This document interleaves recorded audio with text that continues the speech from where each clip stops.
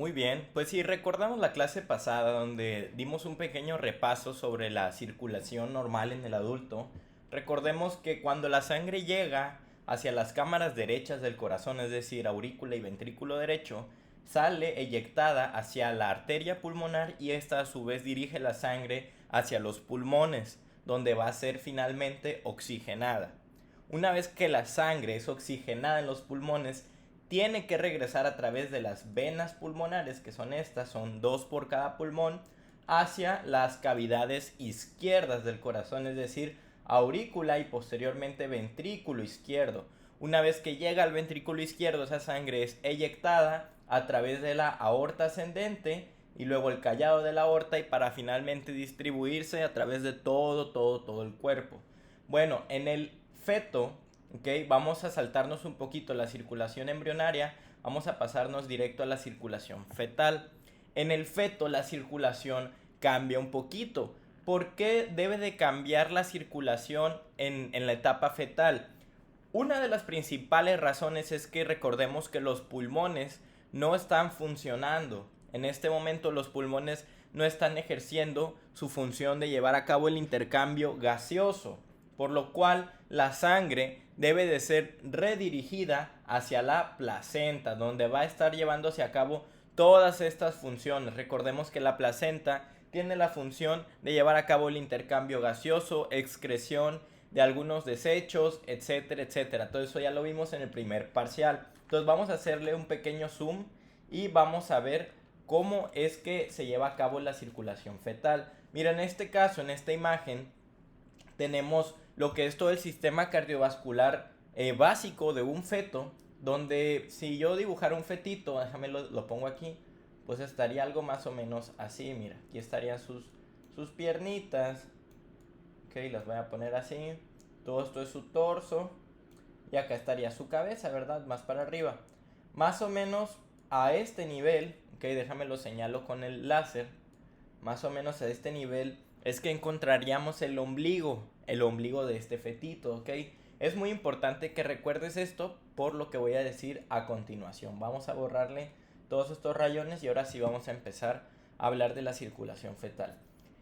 Si nos acercamos al corazón, vamos a ver cómo la sangre de igual manera llega desde la vena cava inferior y vena cava superior hacia la aurícula derecha, pero recordemos que durante la tabicación de la aurícula habíamos dejado dos agujeros por donde va a pasar la sangre desde la aurícula derecha directamente hacia la aurícula izquierda. No sé si te acuerdas cómo se llamaban estos agujeros, si no los podemos volver a revisar. Tenemos el agujero oval que se encuentra en el septum secundum, que correspondería a esto, y tenemos el agujero secundum o foramen secundum o ostium secundum, el cual se encuentra aquí en el septum primum, ¿ok? Entonces recuerda que la sangre va a venir desde aquí, desde la aurícula derecha, va a pasar por el agujero oval, luego por el foramen secundum y luego va a llegar hacia acá, hacia todo lo que es la aurícula izquierda, ¿ok? Este proceso en el cual la sangre pasa de un lado a otro, ¿ok? Se les llama cortos circuitos o shunts fetales, ¿ok? Es muy importante que los conozcas porque los shunts fetales o cortocircuitos se encuentran acomodados específicamente en distintas regiones anatómicas con el fin de facilitar la circulación en el feto, ¿ok? Entonces, vamos a imaginar que todo el ciclo cardíaco que ya vimos se llevó a cabo, ¿ok? Entonces, esa sangre va a salir eyectada por el ventrículo izquierdo hacia la aorta ascendente, luego pasa el callado de la aorta, que es esta curvita que tiene la aorta, para después pasar hacia la aorta torácica o aorta descendente, ¿ok? La aorta descendente se divide en aorta torácica y aorta abdominal, ¿ok? Una vez que la aorta abdominal cruza todo el abdomen, se divide, ¿ok? Se divide en dos arterias que se llaman arterias ilíacas, ¿ok? Las arterias ilíacas comunes, estas de aquí que estoy señalando, a su vez se dividen otra vez en arterias ilíacas externas y arterias ilíacas internas, ¿ok? Arteria ilíaca externa del lado derecho, ilíaca interna del lado derecho. Ilíaca externa del lado izquierdo, ilíaca interna del lado izquierdo. Y quiero que te fijes muy bien cómo a partir de las arterias ilíacas internas van a salir otras dos arterias. Estas son las arterias umbilicales. Tú ya las conoces, las viste en el primer parcial. Estas dos arterias umbilicales suben porque recuerda que más o menos aquí en esta altura ya estaban iniciando lo que son las extremidades inferiores del embrión. Por lo tanto, para poder llegar hacia donde está el cordón umbilical, o sea el ombligo, deben de subir. Entonces esas arterias umbilicales suben hasta acercarse al ombligo y salen a través del cordón umbilical. Estas arterias llevan sangre con un nivel disminuido de oxígeno, que es una sangre pobremente oxigenada hacia la placenta. Si te fijas, la línea morada nos está mostrando cómo esa sangre se va dirigiendo hacia dónde, hacia la placenta. Esa sangre llega a las vellosidades coriales de la placenta, esas vellosidades terciarias maduras, y va a llevar a cabo el intercambio de oxígeno. Una vez que esa sangre se ha reoxigenado gracias al oxígeno de la sangre materna, esa sangre tiene que volver de nuevo hacia el feto. ¿Cómo lo va a hacer? Lo va a hacer a través de la vena umbilical, que es esta que tú ves aquí en color rojo, ¿ok? Entonces viene la vena umbilical, viene, todo el cordón umbilical es esto y llega al ombligo. Aquí dijimos que estaba el ombligo. Una vez que llega al ombligo, esa vena umbilical, entra en la cavidad abdominal. Y una vez que entra en la cavidad abdominal, lo que va a estar haciendo es literalmente darle la vuelta al hígado. Mira, este es aquí. Este de aquí es el hígado. Si vemos cómo la vena umbilical llega, se ve un poquito aquí transparente el hígado para que podamos ver cómo esta vena umbilical llega, le da la vuelta y se posiciona por detrás del hígado. ¿Y sabes qué más se encuentra por detrás del hígado? Todo esto de acá, que es la vena cava inferior. Entonces lo que quiero que identifiques es que aquí vamos a encontrar, mucho ojo, el primer cortocircuito o primer shunt de la circulación fetal. El primer shunt se encuentra aquí en la unión entre la vena umbilical y la vena cava inferior. Este shunt o cortocircuito es conocido como conducto venoso, ¿ok? O ductus venoso en inglés. Entonces, este conducto venoso es solamente este pequeño espacio de transición en lo que la vena umbilical llega a drenar todo su contenido de sangre rica en oxígeno hacia la vena cava inferior, que como ya sabes, la vena cava inferior traía sangre de todo el cuerpo del embrión y la está llevando hacia la aurícula derecha, ¿ok? Aquí voy a iniciar con otro concepto. Mira, si ves aquí en la imagencita, tenemos que en color rojo vamos a estar observando a los vasos que llevan sangre rica en oxígeno. En color azul vamos a estar viendo a los vasos que llevan sangre con poco oxígeno. Y en color morado vamos a estar viendo a los vasos que llevan sangre mezclada, ¿ok? Mucho ojo con eso. ¿Por qué? Porque aquí en donde está ocurriendo el primer cortocircuito o shunt fetal, se va a estar mezclando la sangre. Sangre rica en oxígeno, ¿ok? De la vena umbilical y sangre con poco oxígeno de la vena cava inferior, lo que nos va a dar como resultado sangre mezclada. Es por eso que aquí ya en el corazón ya vemos que solamente hay sangre mezclada, ¿ok? ¿Por qué? Porque se mezcló todo aquí en el conducto venoso, primer shunt. Esa sangre asciende por la vena cava inferior hasta llegar a la aurícula derecha. Por el momento vamos a ignorar aquí a la vena cava superior para enfocarnos en el recorrido que va a ser la sangre, discúlpeme, se me fue el aire, que va a ser la sangre desde la vena cava inferior hasta la aurícula derecha. Entonces fíjate, viene la vena cava inferior a aurícula derecha y esta sangre va a pasar directamente a través del foramen oval, el foramen secundum y va a llegar a la aurícula izquierda, ¿ok? Entonces aquí encontramos al segundo cortocircuito o segundo shunt. ¿Dónde vamos a ubicar este segundo cortocircuito? En la aurícula derecha, específicamente aquí en el agujero oval, ¿ok? Entonces llegamos hacia la aurícula izquierda directamente por este atajo que es el agujero oval y el agujero secundum o foramen secundum. Pasamos al ventrículo izquierdo y una vez que pasa al ventrículo izquierdo, ¿qué va a pasar con esa sangre? Pues igualmente es eyectada a través de la aorta y es por eso que toda esta aorta torácica y abdominal la veíamos con sangre mezclada en color morado. Fíjate cómo otra vez esa sangre va a venir por la aorta abdominal, la aorta descendente, llega, se divide en ilíacas comunes, ¿verdad? Después se vuelve a dividir en ilíacas externas e internas y vuelve a salir esa sangre a través de las arterias umbilicales para de una vez irse a oxigenar en la placenta, ¿ok? Entonces todo esto es un ciclo, todo esto se está repitiendo, ¿ok? Mucho ojo con eso. Pero entonces, ¿cuál es el tercer cortocircuito o shunt fetal? Bueno, resulta que la sangre que viene de la vena cava superior, por meras formas anatómicas de cómo está organizado esto, además de unas válvulas especiales que tienen tanto la vena cava superior como la vena cava inferior, la sangre que viene de la vena cava inferior, casi toda en su volumen va a estar pasando directamente hacia la aurícula izquierda y tiene sentido porque la vena cava inferior es la que traía sangre mezclada. ¿Qué pasa con la sangre de la vena cava superior? Esta sangre, si te fijas, viene el vaso en color azul, por lo tanto trae sangre pobre en oxígeno y esta sangre pobre en oxígeno lo que va a estar haciendo es que va a estar pasando hacia el ventrículo izquierdo, ¿ok? Perdón, hacia el ventrículo derecho por mera forma de las válvulas. Entonces pasa la sangre de vena cava superior hacia el ventrículo derecho y es eyectada hacia la arteria pulmonar. Y aquí te pregunto, ¿hacia dónde iba la sangre que es eyectada por la arteria pulmonar? Pues hacia los pulmones. Aunque los pulmones estén en desarrollo y no estén funcionando, como cualquier tejido de tu cuerpo, necesitan de oxígeno y nutrientes para poder seguir viviendo. Por lo tanto, la función de esta sangre, que ojo, no es sangre desoxigenada, no es sangre con 0% de oxígeno, es sangre pobre en oxígeno, con una baja saturación, pero de todos modos aún tiene oxígeno. Bueno, esta sangre que venía de la vena cava superior pasa al ventrículo derecho, pasa a la arteria pulmonar y llega hacia los pulmones, donde les va a proporcionar el oxígeno y nutrientes que necesitan, ¿ok? Para poderse seguir desarrollando correctamente. ¿Qué pasa con esta sangre? De todos modos tenemos que mandarla a la circulación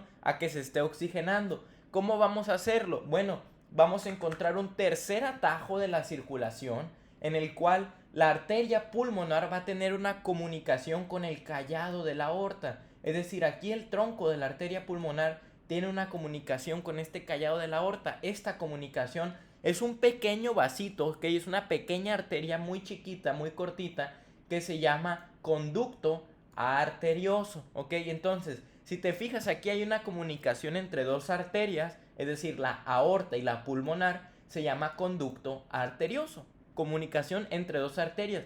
¿Qué pasa cuando yo hago una comunicación entre dos venas? O sea, vena umbilical y vena cava inferior, pues se llama conducto, pero venoso, ¿ok? Para que no se te vaya a olvidar. Entonces, eso es la circulación fetal. Repasando, ¿cuáles son los tres cortos circuitos que encontramos? El primero, conducto venoso, ¿dónde se encuentra? Detrás del hígado. El segundo, foramen oval, ¿dónde se encuentra? En la aurícula derecha. Y el tercero, el conducto arterioso, ¿dónde se encuentra? En la arteria pulmonar. Aunque yo sé que vimos la circulación que viene de la vena cava superior y de la inferior de manera distintas, yo quiero que entiendas que esto está ocurriendo al mismo tiempo, ¿ok? Todo esto está ocurriendo al mismo tiempo y la finalidad es que todos los tejidos fetales sean oxigenados, ¿ok? Es por eso que es necesario que ocurra una mezcla parcial entre la sangre que está con una pobre cantidad de oxígeno y la sangre que tiene una rica cantidad de oxígeno, ¿ok? Mucho ojo con eso. Y vamos a ver algunos datitos puntuales que necesito que sepas. Mira, quiero que veas que la vena umbilical está pintada de rojo, por lo tanto, es el vaso sanguíneo con la mayor concentración de oxígeno en el feto, ¿ok? En el feto. Después quiero que conozcamos a las arterias umbilicales. Tú ya sabes que llevan una sangre pobre en oxígeno. Esa sangre ya fue mezclada, ya fue distribuida, es una sangre pobre en oxígeno, ¿ok?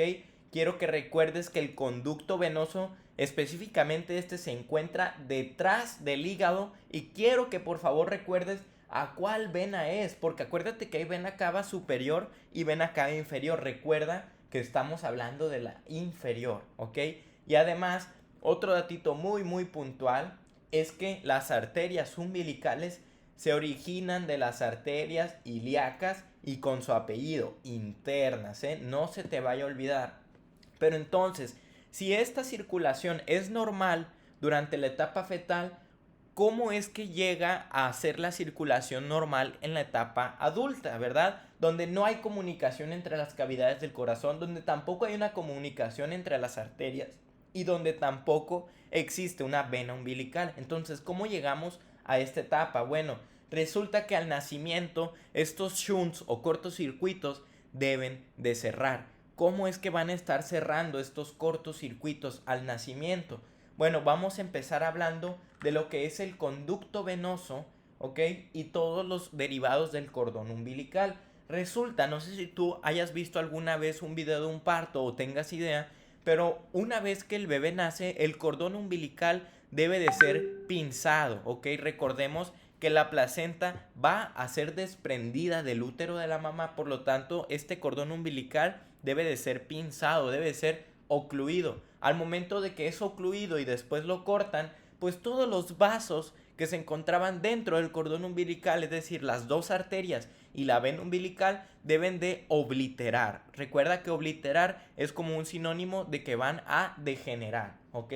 Entonces, ¿cómo van a hacerle para degenerar? Bueno, una vez que los cortas y degeneran estos vasos, se van a convertir en ligamentos, ¿ok? No tendones, no articulaciones, porque luego lo van a confundir, porque es un término que también se utiliza en sistema musculoesquelético. Van a formar ligamentos, ¿ok? Que son como unos cordoncitos fibrosos, ¿ok? Son como si fueran unos hilos que sostenieran. Estos ligamentos tienen nombre y tienen apellido, ¿ok? Y está muy fácil, mira. El conducto venoso va a formar al ligamento venoso del hígado. Está muy fácil, ¿no? Conducto venoso, ligamento venoso, ¿verdad? Cuando nosotros vemos el hígado así de frente, ¿ok? Si tú estuvieras en una cirugía donde hacen una laparotomía, o sea, van a abrir todo el abdomen, tú verías al hígado así, con esta cara. Es el hígado visto desde frente. Bueno, el hígado tiene dos lóbulos divididos por este ligamento que se llama ligamento falciforme. Déjame pongo el celular en no molestar. Tenemos el ligamento falciforme, que es este de aquí que divide al hígado en dos lóbulos. Tenemos este de aquí que es el ligamento redondo del hígado, esta bolita de aquí. Déjame, le voy a hacer zoom para que lo veamos mejor. Y si volteamos al hígado, si lo vemos desde su cara posterior, vamos a estar viendo esta vena de aquí, que es la vena cava inferior. Recordemos que se encontraba por detrás del hígado, mira, se encuentra aquí igual. Si tú volteas el hígado adulto, ves la vena cava inferior y ves esta pequeña estructura que tiene aquí. No sé por qué sigue sonando la computadora. ¿Ves esta pequeña estructura que tiene aquí, que es conocida como el ligamento venoso? Si te fijas, al final queda así como si fuera una pequeña cintita adhesiva que sostiene a la vena cava inferior. Esto es lo que en algún momento fue el conducto venoso, ¿ok? Entonces, conducto venoso forma al ligamento venoso, ¿ok? ¿Qué pasa con la vena umbilical? Bueno, la vena umbilical, si tú recuerdas, se encuentra por delante del hígado, luego lo rodea, le da la vuelta y ahora sí llega a la vena cava inferior. Bueno, por lo tanto, cuando nosotros vemos al hígado adulto desde su cara frontal, ¿ok? O cara anterior, podemos observar al remanente de lo que alguna vez fue la vena umbilical. Este es el ligamento redondo del hígado. Si te fijas, parece como una agujeta, ¿no? Como un cordón. Este de aquí es el ligamento redondo del hígado, remanente de la vena umbilical. ¿Y qué es lo que va a pasar con las arterias umbilicales? Bueno, las arterias umbilicales, recordemos que se originan en la pelvis, más o menos ahí donde están las arterias ilíacas internas, que sería más o menos por aquí, ¿ok? No acá, más o menos por aquí estarían las arterias ilíacas internas. Estas no, ¿ok? Estas no. Entonces, las arterias ilíacas internas nos van a dar a las arterias umbilicales y estas, acuérdate que te dije, tienen que ascender para poder llegar al ombligo. Y es lo que podemos observar aquí. Mira, fíjate cómo la arteria umbilical tenía que ascender hasta salir aquí a través de la cicatriz umbilical, que es lo que quedó una vez que se cortó el cordón umbilical. Bueno, ¿qué es el remanente que se forma por la degeneración de estas arterias? Resulta que cuando nosotros, esta es una pared anterior del abdomen, es decir, aquí agarraste la parte de adelante de tu barriga, por decirlo así, y la sacaste y lo estás viendo como si fuera un caparazón, como si fuera un caparazón de tortuga. Entonces aquí está tu ombligo, este es el agujerito del ombligo, y toda la pared, toda, está tapizada por una membrana que se llama peritoneo, ¿ok? Cuando nosotros vemos el peritoneo y lo estudiamos en anatomía, vamos a ver que el peritoneo tiene pliegues de peritoneo en la pared abdominal. Estos pliegues están dados por ligamentos que quedaron remanentes de estructuras embrionarias. En el caso de las arterias umbilicales, que son estas de aquí, los ligamentos que van a formar se llaman ligamentos umbilicales mediales, ¿ok? Acuérdate muy bien que estamos hablando en plural, ¿ok? Ligamentos, ¿ok? Ligamentos con S, plural, umbilicales, plural, mediales, sigo en plural. Por lo tanto, estamos hablando de que mínimo tienen que ser, dos estructuras. ¿Cuáles son? Ligamento umbilical medial del lado derecho y ligamento umbilical medial del lado izquierdo. ¿Por qué? Porque acuérdate que estamos viendo la pared desde atrás, ¿ok? Entonces, tenemos los dos ligamentos umbilicales mediales que son remanentes de las arterias umbilicales. ¿Qué pasa con este ligamento que se encuentra justo en la línea media? Bueno, resulta que uno de los primordios de lo que es la vejiga y el ano del embrión se llama seno urogenital. El seno urogenital, recuerda que tenía una evaginación que se llama alantoides. Este alantoides, acuérdate que entraba dentro del cordón umbilical y de hecho lo podíamos observar en un cordón umbilical joven o que no estuviera a término. Bueno, este uraco, recordemos que este alantoides se va a transformar en una estructura tubular que se llama uraco, la cual va a degenerar, ¿ok? Tiene que degenerar. En humanos no sirve para absolutamente nada después de la inducción de los vasos umbilicales. Por lo tanto, el uraco queda como un ligamento que se queda sostenido desde lo que es la vejiga hasta el ombligo, ¿ok? Recordemos que la vejiga era el pasado seno urogenital a partir de donde salía el alantoides. Por lo tanto, desde aquí, desde la vejiga, que es esta bolita de aquí, hasta el ombligo, vamos a encontrar otro ligamento que es remanente del uraco, y como es un solo ligamento y se encuentra en la línea media, recibe el nombre de ligamento umbilical medio, ¿ok? Por eso, ¿cómo le voy a hacer para diferenciar si uno se llama ligamento umbilical medial y el otro umbilical medio? Acuérdate, estos van en plural, ligamentos umbilicales mediales, ¿ok? No se te vaya a olvidar. Todas estas estructuras son los remanentes de los shunts al nacimiento, ¿ok? Ahora, ¿qué es lo que va a pasar con estos dos otros shunts que se encontraban aquí en el corazón? Bueno, el foramen oval.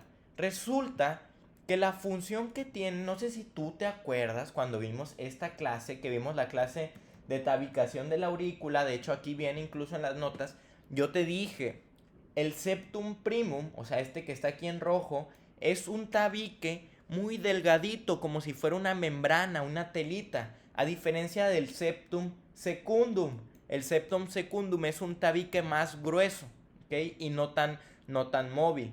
¿Cuál es la función de esto? Resulta que durante la contracción del corazón, la sangre pasa a través de foramen oval y ostium secundum hacia la aurícula derecha, pero también la aurícula derecha se está contrayendo, por lo tanto, aumenta la presión del lado izquierdo, aquí, la aurícula izquierda también se está contrayendo igual que la derecha, aumenta la presión del lado izquierdo y este septum primum que dijimos que era como una membrana, hace una función de válvula, o sea, una válvula que va a permitir el paso desde el lado derecho hacia el izquierdo, pero cuando aumenta la presión del lado izquierdo, este septum primum se queda muy pegadito al septum secundum y no permite el paso de la sangre desde la izquierda hacia la derecha, es decir, en sentido inverso, ¿ok? Entonces su función del septum primum es ser una válvula unidireccional en dirección derecha a izquierda, ¿ok? ¿Qué es lo que va a pasar durante el nacimiento? Bueno, recordemos que las cavidades izquierdas del corazón se encuentran directamente conectadas a los pulmones a través de las venas umbilicales. Por lo tanto, cualquier aumento de presión en los pulmones va a tener como consecuencia un aumento de presión en las cavidades izquierdas del corazón. Por lo tanto, acuérdate, ¿qué es lo primero que hace un chamaco, un bebé cuando nace? ¿Qué es lo primero que va a hacer? Llorar, ¿verdad? Va a nacer, va a agarrar así una bocanada de aire, va a pegar un gritote el bebé. Es lo normal que debe de pasar. Al momento de que el bebé llena sus pulmones de aire, hace que aumente considerablemente más la presión del lado izquierdo que del lado derecho del corazón. Entonces aumenta tanto la presión del lado izquierdo y ya no vuelve a disminuir de esa cantidad, que lo que va a hacer es que el septum primum se quede ahora sí pegado a lo que es el septum secundum. Entonces, en el corazón adulto, lo que podemos observar cuando hacemos una disección de la aurícula derecha, que es esta de acá, aquí le quitamos su pared, que es esta de aquí, vemos lo que es el agujero oval, o lo que alguna vez fue. ¿Por qué? Porque en el corazón adulto esto se llama fosa oval, porque en el feto era un agujero porque tú podías pasar sangre de aquí para el otro lado, pero aquí en el adulto esto ya se convierte en una fosa. ¿Por qué? Porque es un agujero pero que tiene fondo, tiene aquí su suelo, ¿verdad? ¿Qué representa el suelo o al fondo de este agujero oval? El septum primum, que se quedó aquí pegadito. Todo esto que vemos aquí, todo esto es septum primum, que se quedó pegado tapando el agujero oval. Por lo tanto, el derivado del agujero oval se llama fosa oval, que es esta que estás viendo tú aquí. ¿Y qué es lo que va a pasar con el conducto arterioso? Entonces, el foramen oval cierra ¿cuándo? Cuando el chamaco llora al nacimiento y aumenta la presión del lado izquierdo. ¿Y qué va a pasar con el conducto arterioso? Este conducto arterioso, a diferencia de los otros shunts que tienen un cierre un poco más mecánico, es decir, pues agarras con unas pinzas y aprietas el cordón umbilical o aumentas la presión del lado izquierdo, bueno, en este caso no. En este caso, al momento del nacimiento se liberan muchas sustancias. Por ejemplo, la bradicinina. La bradicinina es una sustancia que va a inhibir a las prostaglandinas. ¿Ok? No sé si tú ya viste en Bioca lo que es una prostaglandina. En este caso, las prostaglandinas son sustancias que tienen diversas funciones en nuestro cuerpo, como por ejemplo la inflamación, etcétera, etcétera. Algunas otras funciones es mantener la vasodilatación, es decir, mantener las arterias con un calibre mayor para que esté fluyendo más sangre. ¿Qué pasa cuando yo aumento la bradicinina al nacimiento? Pues se inhiben las prostaglandinas que mantenían abierto al conducto arterioso. Por lo tanto, este conducto se cierra. ¿Cómo le decimos cuando se cierra? Se oblitera, ¿verdad? Se oblitera y degenera formando a un ligamento. En este caso, recuerda, el ligamento del conducto venoso se llama ligamento venoso. El ligamento del conducto arterioso, entonces, ¿cómo se va a llamar? Se va a llamar ligamento arterioso, ¿ok? Y es así como se cierran todos los shunts fetales al nacimiento.